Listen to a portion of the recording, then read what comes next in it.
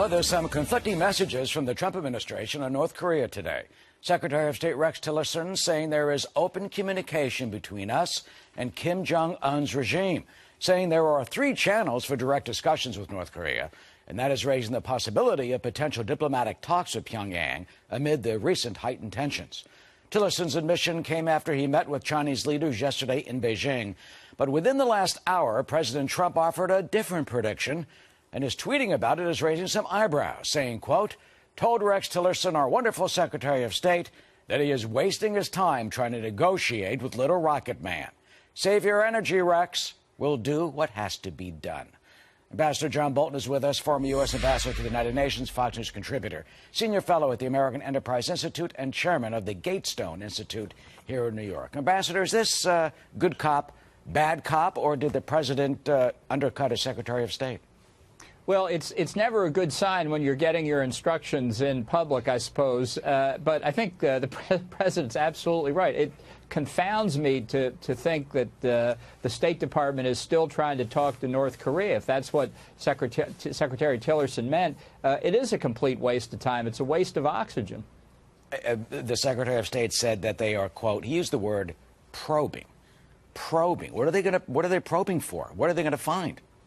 Well, they're not going to find anything. Look, we've negotiated with North Korea about their nuclear program for 25 years, during which time the North Koreans have happily and repeatedly pledged to give up their nuclear weapons program, happily and repeatedly lying about it each time.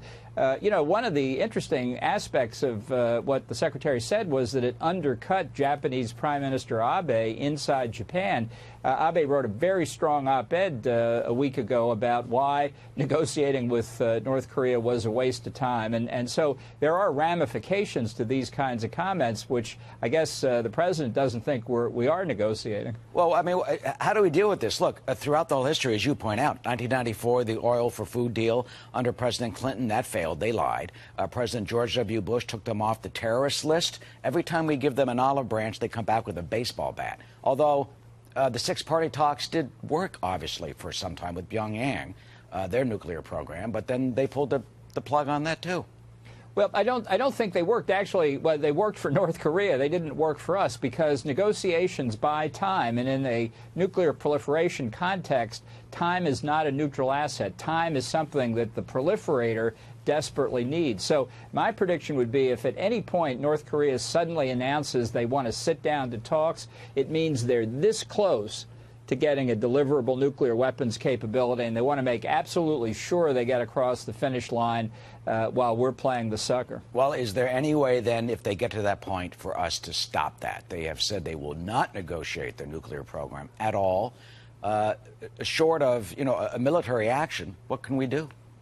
Well, I think the president made it very clear in his speech to the UN General Assembly that denuclearization of North Korea is the only way forward. And that means they either peacefully give up their nuclear weapons, which is unlikely unless China steps up to the plate, which they still show no real signs of doing, or you have to resort to military force. Nobody wants the last alternative, but I think the president said what most Americans think. We also don't want to leave North Korea with nuclear weapons to blackmail us until infinity. Well, they're doing that right now. So, I mean, what type of would we give them concessions, such as suspending or delaying the military exercises with South Korea or withdrawing some of our 28,000 troops?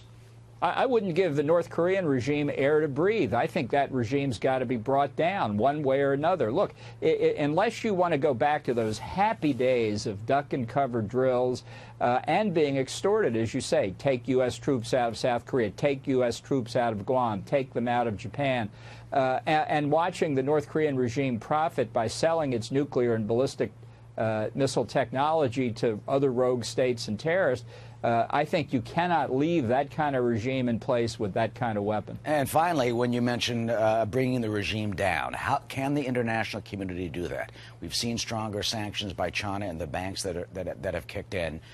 What realistic possibility is there? What strategy do you suggest? Well, I don't think the international community means a thing here. I think this is about China primarily, which does have the power to bring the North Korean regime down. And my recommendation remains a joint Chinese-American commitment to end the division of the Korean Peninsula and reunite essentially under South Korea, thus eliminating both the North Korean regime and its nuclear weapons program. I think, personally, that's the last peaceful solution we have left. Up to Beijing and us, Ambassador John Bolton, as always, thank you for your analysis. Thank you, Eric. Of course.